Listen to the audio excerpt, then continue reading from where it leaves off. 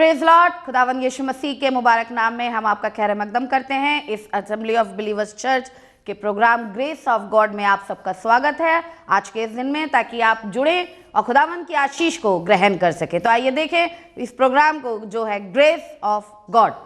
तेरा प्यार है महान, तेरा प्यार है जहान, मैं जो पहले मुर्दा था तूने डाली मुझ में जान। तेरा प्यार है महान, तेरा प्यार है जहान, मैं जो पहले मुर्दा था तूने डाली मुझ में जान। क्यों ना बोलूं फिर मैं तेरी जय जयकार, क्यों ना बोलूं फिर मैं तेरी जय जयकार, जय जयकार, जय जयकार।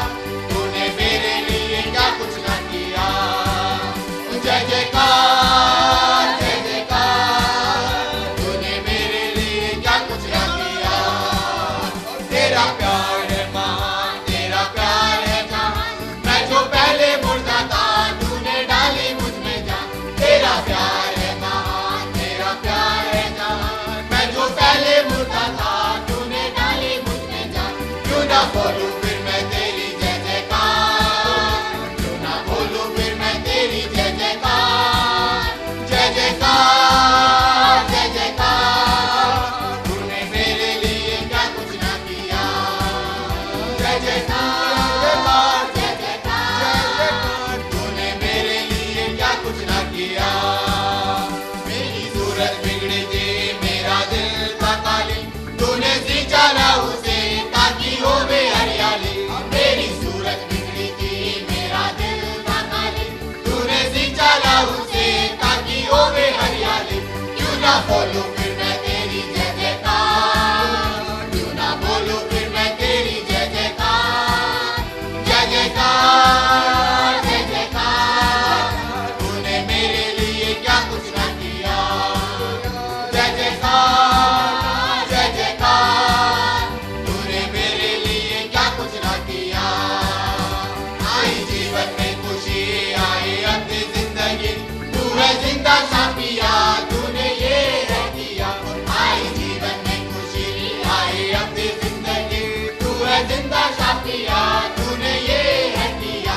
क्यों ना बोलूं फिर मैं तेरी जय जयकार, क्यों ना बोलूं फिर मैं तेरी जय जयकार, जय जयकार, जय जयकार। तूने मेरे लिए क्या कुछ ना किया, जय जयकार, जय जयकार। तूने मेरे लिए क्या कुछ ना किया। अपने रूह से भर दिया, अपनी शक्ति मुझको दी, ताकि दूं मैं गवाही तेरे जी उठने की। अपनी रूह से भर दिया, अपनी शक्ति मुझको दी, ताकि दूं मैं गवाही तेरे जी उठने की। क्यों ना बोलूं फिर मैं तेरी जय जयकार, क्यों ना बोलूं फिर मैं तेरी जय जयकार, जय जयकार, जय जयकार, जय जयकार। तूने मेरे लिए क्या कुछ ना किया, जय जयकार, जय जयकार। तूने मेरे लिए क्या कुछ ना किया। तेरा प्यार है महान, तेरा प्यार है जहान, मैं जो पहले मुर्दा था तूने डाली मुझ में जान। तेरा प्यार है महान, तेरा प्यार है जहान, मैं जो पहले मुर्दा था तूने डाली मुझ में जान। क्यों ना बोलूं फिर मैं तेरी जय जयकार, क्यों ना बोलूं फिर मैं तेरी जय जयकार, जय जयकार, जय जयकार, जय जयकार। तूने मेरे लिए क्या कुछ ना किया, जय जयकार, जय जयकार। तूने मेरे लिए क्या कुछ ना किया। Praise the Lord, hallelujah. एक बार फिर हम खुदा उनके शुक्रगुजार हैं कि खुदावन ने आज की खूबसूरत सुबह में हमें फिर मौका दिया कि हम आपके साथ हम कलाम हो सकें। बीते हुए हफ्ते में हम आपसे बातचीत कर रहे थे यरूशलेम के बारे में। यरूशलेम यानी खुदा का घर, और जो खुदा का घर है, अगर उसके लिए मैंने आपको बताया था कि खुदावन यीशु मसीह ने खुद कहा है यरूशलेम से बाहर मत निकलना, क्योंकि यरूशलेम के अंदर रहने वालों को खुदावन सारी बरकतें दे सकता है। खुदावन बहुत अच्छा है, खुदावन आपकी हिमायत करने को तैयार है। इशाया 66 और उसकी 11 और 12 में कुछ ऐसे लिखा, फरमानी से यानी बहुत आज से, हाँ, खुदा यूं कहता है, देख मैं सलामती, हाँ, सैलाब की तरह और उसके पर रवा करूंगा और बगल में उठाए जाओगे और घुटनों पर, किन के लिए? यरूशलेम के लिए बात कर रहा है। कह रहा है इतनी फरावानी होगी, इतनी बहुतात होगी कि तुम्हें कभी हाथ फैलाने की जरूरत नहीं पड़ेगी। यरूशलेम में रहोगे, न तुम भीख मांगोगे न तुम्हारे बच्चे भीख मांगेंगे। यरूशलेम में रहोगे तो तुम बुजुर्ग होने पर भी लाठी के सहारे चल के जाके चौक पे बैठोगे।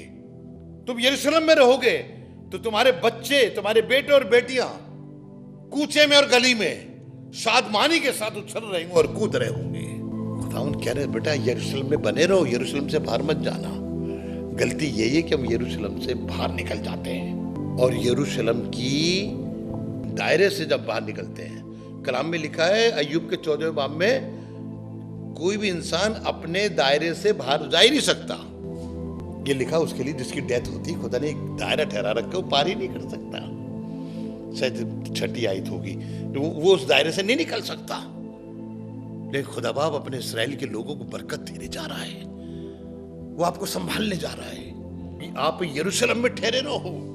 देखिए यरीहो को जब खत्म करने गया तो वहां पे कोई भी जन ऐसा नहीं था जो कि यरूशलेम वाला बने, और पूरे यरीहो के अंदर एक लड़की मिली। क्या वहां पे अच्छे लोग नहीं होंगे? क्या वहां पे कोई खुदा से डरने वाला नहीं होगा? नहीं, कोई भी नहीं डरता था। एक राहाब वेश्या थी, उसको देख के लगा इसमें कुछ यरूशलेम का कुछ अंश दिख रहा है। उसने खुदा के लोगों को अपने पास छुपाया, बचाया राजा से, उनको पनाह दी, और जब उनको पनाह दी तो उनसे कहा कि मैं मालूम है तुम इस देश को खत्म कर दोगे, लेकिन मुझसे वादा करो तुम मेरे घर को छोड़ दोगे। अपनी बात नहीं करी थी, तुम मुझे छोड़ दोगे, तुम मेरे घर को छोड़ दोगे। उसने कहा ठीक है, लाल डोरी तू वो टांग दे, और जब हम इसको काबिज करने आएंगे तो तेरे घर में जो भी होगा उसको नहीं मारेंगे। एक अच्छी लड़की जो वेश्या थी कन्वर्ट हो गई, यरूशलेम के अंदर आ गई। सारा देश खत्म हो गया, सारे जानवर खत्म हो गए, आदमी औरत बच्चे क्या सब खत्म हो गए, माल इसबाब सब खत्म हो गया। बची तो राहिबा और उसका खानदान। राहब जो जिस्म का कारोबार करती थी, देखिए उसका घर मालूम कहां था? वेश्याओं का घर शहर से बाहर होता था, तो इसका घर शहर की जो बाहर की दीवार है, जिसके बाद आगे शहर नहीं है, जंगल है, और शहर अंदर है, तो उसकी दीवार पे इसका घर था। क्या उस जमाने में एक ही वेश्या होगी? और नहीं होंगी। लेकिन इतने सारी वेश्याओं में खुदा ने सिर्फ एक ही को बचाया। जब आप यरूशलेम का साथ देंगे तो आप भी यरूशलेम में शामिल हो जाएंगे। उस औरत ने यरूशलेम का साथ दिया और वो खुदा ने उसे अपनी तरफ कर लिया, सारा खानदान बच गया। आप भी ऐसे कर सकते हैं। अगर आपने अभी तक यरूशलेम को ज्वाइन नहीं करा है, अगर आपने यरूशलेम की बातों को कबूल नहीं करा है, अगर आप यरूशलेम के अंदर दाखिल नहीं हो रहे हैं, तो आज खुदा को कबूल करिए। खुदा आपके जरिए से आप ही को नहीं, आपके सारे खानदान को बचा लेगा। जिस तरह नूह के जरिए से खुदा ने उसकी औरत, उसके बेटे और उसकी बहू को बचाया, उसके जरिए से सारे जानवरों को बचाया, क्योंकि नूह खुदावन के लिए यरूशलेम बन गया था। और क्या नूह ने जब 120 साल तक किश्ती बनाई तो लोग पूछ रहे होंगे क्या कर रहे हो? उसने बताया था ऐसा, सब हंस रहे होंगे।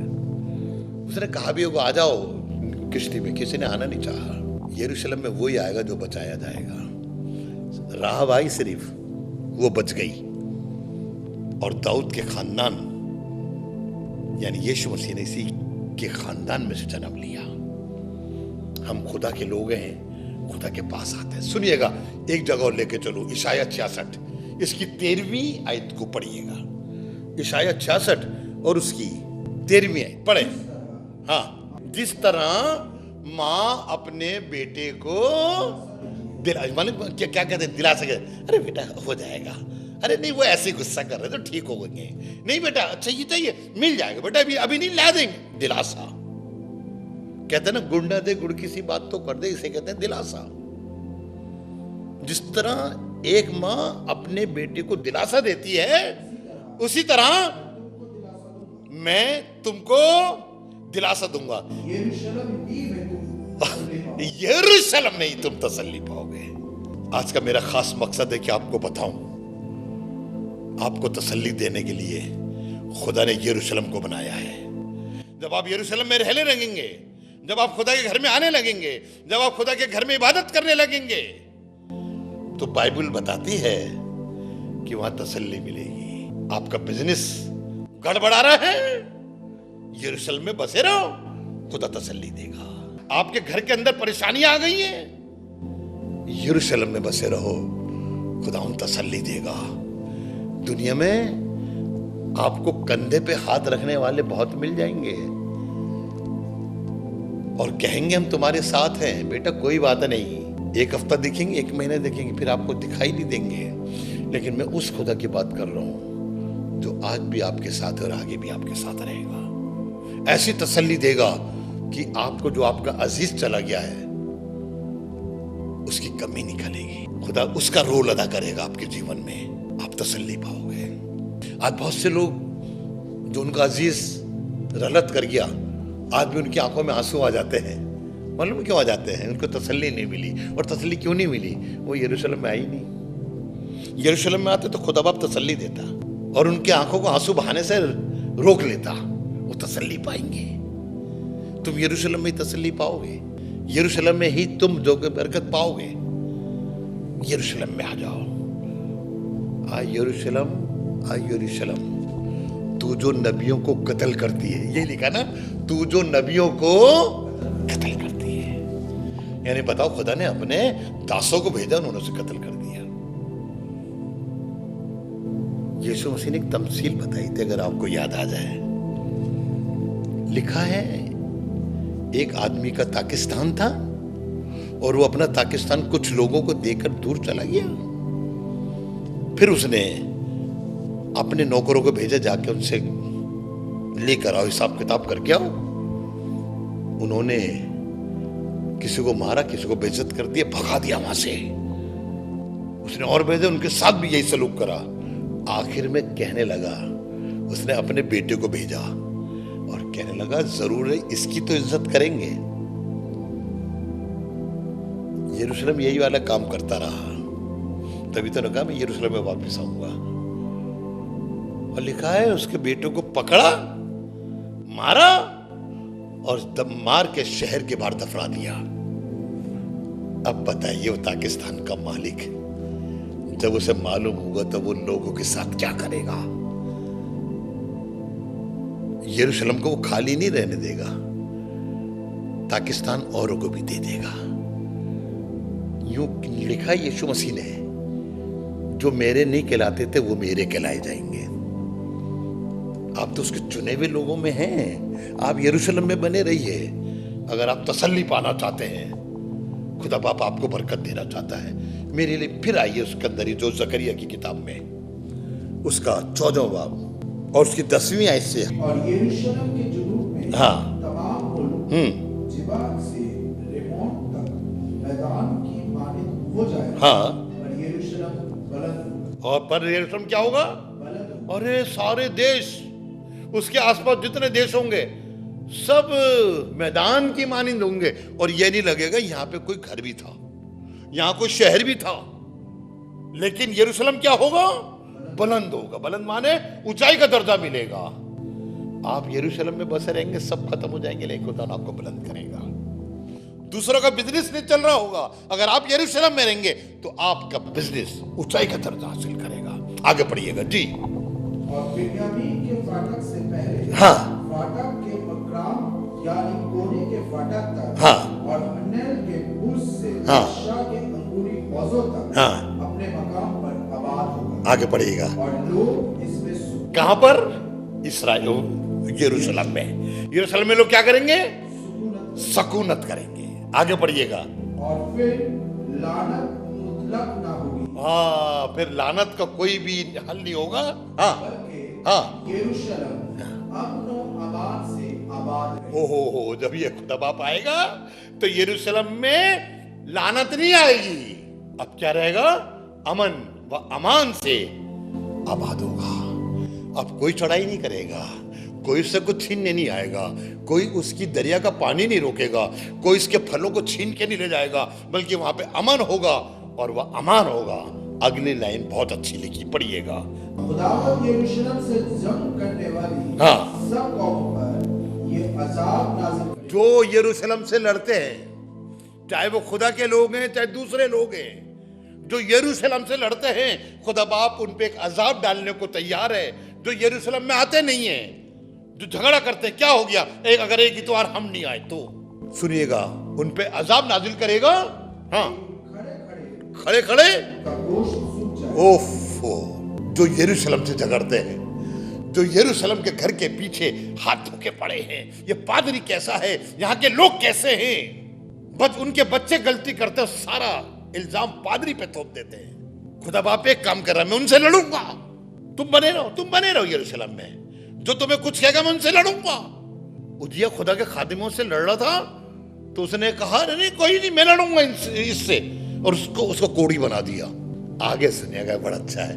हाँ, आजाब खड़ा खड़े उनका गोश्त सूख जाएगा। बताइए, खड़े खड़े कुछ नहीं हो रहा, ऐसी बीमारी आई कि गोश्त सूख गया, हड्डी दिख रही है सिर्फ, लो ये कलाई भी पतली सी दिख रही है। मुझे याद है कि हम जो गोंडा गांव में जाते थे, वहां पे एक औरत थी, तो वहां पर जाकर हमने देखा वो औरत बेचारी जो कि पड़ी उठ नहीं सकती, इतनी इतनी कलाइयां हो गई हैं, सारा सरगंज हो गया। तो कैंसर में ऐसे ही होता है, आंखें अंदर घुस गई हैं, गोश्त सूख गया पूरा उसका। और उसके घर में वो जो कॉफिन बॉक्स रखा है, यानी पता नहीं कब मर जाए, उसका आदमी भी पादरी था कि कब मर जाए इसको हम भर के ले जाएंगे दफनाने। और देखा तो 1 महीने के बाद हमारे चर्च की एनिवर्सरी में आ गई, बैसाखी के ऊपर चल के। खुदावन जो यरूशलेम बसते उनके साथ अजाइब दिखाएगा। खड़े खड़े उनका गोश्त, अब बताइए जब आपका गोश्त सूख जाएगा तो आप चलने फिरने के काबिल तो रहे ही नहीं। चश्म खानों में ये जो खाने हैं, ये जो हिस्से बने, चश्म माने आंखें, आंखों की जो ये वो गोलाई है, उसमें क्या हो जाएंगी, गल जाएंगी। ओफो, हिंदी में तो लिखा सूख जाएंगी, सड़ जाएंगी, गोश्त सूख जाएगा, आंखें सड़ जाएंगी, यानी आंखें घुल जाएंगी। और जो चीज घुल जाती है सड़ जाती है, और जो सड़ जाती है बदबू आती है, और जब बदबू आती है तो थोड़े दिन के होते हैं। जब गोश्त में से बदबू आने लगे, आप उसे बनाएंगे नहीं, फेंक देते हैं, फेंक दो, बदबू आ गई, उनका गोश्त सूख जाएगा, उनकी आंखें घुल जाएंगी, हाँ, और उनकी जुबान, ओफो, खुदा बाप ऐसी सदा किसी को मत देना प्लीज, मेरे दुश्मन को भी ना देना। जो यरूशलेम से झगड़े करेंगे, जो यरूशलेम से लड़ाई करेंगे, उनका गोश्त खड़े खड़े सूख जाएगा, उनकी आंखें सड़ जाएंगी और उनकी जुबान अंदर सड़ जाएगी। जब जुबान सड़ जाएगी तो भाई मुंह से बोल तो निकलेगा ही नहीं, ऊआ करता रहेगा ऐसी। जो उनका इशारा समझ जाएगा शायद समझ जाए, खा तो कुछ सकता नहीं क्योंकि जबान सड़ गई, देख सकता नहीं क्योंकि आंखें खत्म हो गई, चल सकता नहीं क्योंकि गोश्त सड़ गया। मालूम कौन थे ये लोग? ये जो यरूशलेम से झगड़ा करते थे। आप कभी खुदा के घर से झगड़ा मत करिएगा, मान लीजिएगा जो बात कही जाए। अगर कलाम कहता है ये करें तो मान लेना, कुछ मत करना कि नहीं ऐसा है और ऐसा करेंगे ऐसा करेंगे, नहीं नहीं नहीं, नहीं तुम्हारा गोश्त सड़ जाएगा, तुम्हारी आंखें सड़ जाएंगी, तुम्हारी जुबान सड़ जाएगी, और जब ये तीनों ही चीजें सड़ जाएंगी तो बाकी बचा ही क्या भाई। आगे बढ़िएगा जी। और उस रोज खुदावन की तरफ से हाँ, उनके दरमियान हाँ, बड़ी हलचल होगी, और उनके दरमियान बड़ी हलचल होगी, और एक दूसरे का हाथ पकड़ेंगे, हाँ, और एक दूसरे के खिलाफ हाथ उठाएंगे। ओहो, देखिए इतना होने के बाद भी ये फिर लड़ रहे हैं। अंधा हो गया, दिख नहीं रहा, फिर भी लड़ने जा रहा है, टांगों में दम नहीं रहा, गोश्त खत्म हो गया, फिर भी लड़ने जा रहा है, जुबान सड़ गई, बोल नहीं रहा, लेकिन हाथ तो चलेंगे। अरे यरूशलेम में बने रहो, अपने आप को यरूशलेम के अंदर शामिल हो। अगर गोश्त भी सड़ गया तो ठीक हो जाएगा, मत झगड़ो खुदा से। अगर आप दुनिया से झगड़ो और कोई आपसे लड़ाई करे तो खुदा बचा लेगा। अगर आप खुदा से लड़ रहे हैं तो कौन बचाएगा आपको? खुदा से बड़ा तो कोई है ही नहीं। मत लड़िए खुदा से, यरूशलेम में बसे रहिए। यरूशलेम की कीमत समझिए कि खुदा आपकी जिंदगी से क्या चाहता है। आप यरूशलेम की कीमत नहीं समझ रहे हैं, आप खुदा के घर की कीमत नहीं समझ रहे हैं। देखिए, यीशु मसीह जब पैदा हुआ, बड़े बड़े चर्च में कोई पैदा हुआ। आज बहुत से लोग कोशिश करते हैं लंबी वाली सलीब के पास जाएं जो सबसे ऊंचे दिखती है। नहीं नहीं नहीं, आप ढूंढिए कि वो चरनी कहाँ है जहां पे यीशु को देखने बड़े बड़े लोग आके सेवा कर रहे हैं सिजदा। वो जगह जहां पे गाय और भैंस खाना खाती हैं, जहां पे गंदगी रहती, बदबू आ रही होती है, यीशु मसीह वहीं तो आया था। और कितने लोग आके सजदा करे। जब हम वो जगह देखने गए तब ताज्जुब कर गए, ये वो थी सराय थी, ये वो था जहां पे ये गाय भैंस और बवेल को बांधा जाता था। खुदा बाप आपको आज बरकत देने जा रहा है। बस सिर्फ एक चीज क्या खत्म करना चाहता हूं। आए खुदावन के लोगों, अपने आप को यरूशलेम में बनाए रखो। आप यरूशलेम में बनाए रखेंगे, आपकी एक भी चीज आपसे खोएगी नहीं, और आपके बच्चे फलवंत होते जाएंगे और आपकी जिंदगी खुशनुमा होती जाएगी। सिर्फ यरूशलेम में बने रहो। आ यरूशलेम, आ यरूशलेम, देख मैं तेरे पास आता हूं। मैं अपना मस्कन बचाऊंगा, तेरे पे फिर सूट डाला जाएगा, फिर से तामीर किया जाएगा, और मैं वहां पे लेके कहूंगा ये मेरे लोग हैं। आइए दुआ करें, खुदावन से बातें करें। कहें खुदावन मैं अपने आप को तेरे हाथों में देता हूं। खुदावन मैं तेरी मदद चाहता हूं। मैं यरूशलेम में रहना तो चाहता हूं, लेकिन बहुत से हालात हैं जो मुझे तेरे घर में आने से रोक देते हैं। उन सारी चीजों को दूर कर दे, ताकि तू मेरे को कहे ये मेरा बच्चा है, ये मेरी बेटी है, ये मेरा बेटा है। और तू मुझे तसल्ली देगा, तू मुझे बुलंद करेगा, बाला करेगा, सरफराज करेगा, आबाद करेगा, उखाड़ेगा नहीं, बल्कि मेरी मदद करेगा। खुदा बाप, तेरे लोगों ने तेरे कलाम को सुना, ये कलाम इनकी जिंदगी में बरकत का वसीला बने, ताकि लोग इनको देखकर समझ जाए ये यरूशलेम वाले हैं, ये यरूशलेम वाले हैं, और शैतान भी इनको देखकर दूर से डर के भाग जाए। सबको बरकत दे, सबके लंबी उम्र दे, बीमारियों से बचा, दुख से बचा। अगर कोई नौकरी नहीं कर रहा तो उसको नौकरी दे दे, अगर कोई बिस्तर पड़ा तो उसको उठा के खड़ा कर दे, ताकि तेरी महिमा हो। सारा इज्जत जलाल आपको देते हैं, यीशु मसीह आपके नाम से मांगते हैं, आमीन आमीन। खुदा उन आपको बहुत बरकत है। Praise the Lord. क्यों डरा मैं, क्यों डरा, मेरा परमेश्वर मेरे नाल है। मैं क्यों डरा, मैं क्यों डरा, मेरा परमेश्वर मेरे नाल है। यीशु मेरे नाल रहंदा है, डरी ना मैनू बस कहता है। यीशु मेरे नाल रहंदा है, डरी ना मैनू बस कहता है। मैं क्यों डरा, मैं क्यों डरा, मेरा परमेश्वर मेरे नाल है। डरा मैं क्यों डरा, मेरा परमेश्वर मेरे नाल है। जिसे भी ना कदे करे हर लोड़ पूरी अपने अजीज दी, होवेगी ना कमी कदे मैनू किसी चीज दी।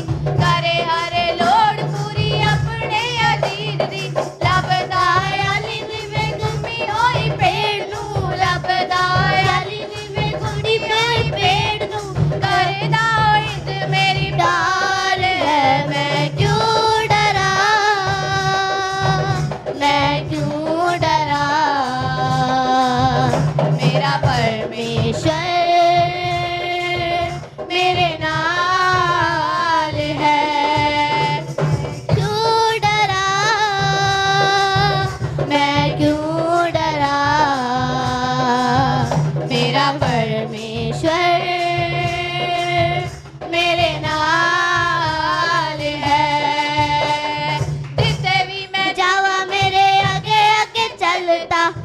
लखा लख दूत मेरी रखी खलदा, जिथे भी मैं जावा मेरे आगे आगे चलदा।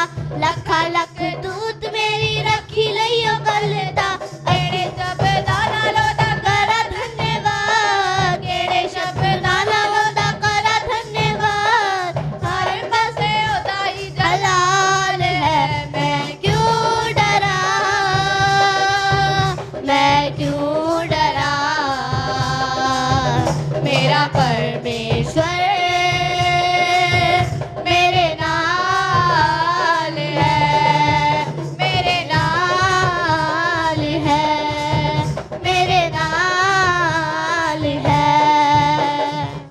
उम्मीद है कि आज आपने जरूर बरकत को हासिल किया होगा और खुदावंद ने आपको आशीष दी होगी। हम चाहेंगे कि आप हमसे संपर्क करें। अगर आप किसी भी तरीके की सहायता करना चाहते हैं, दुआएं हैं आपके पास, प्रार्थनाएं हैं, तो ज़रूर आप हमसे संपर्क करें। हमारा पता और हमारे नंबर्स आपके पास पहुंच चुके हैं। आप इनके द्वारा हमसे कांटेक्ट कर सकते हैं ताकि हम दुआओं में और आपके साथ मिलकर खुदावंद की महिमा में आगे बढ़ सके।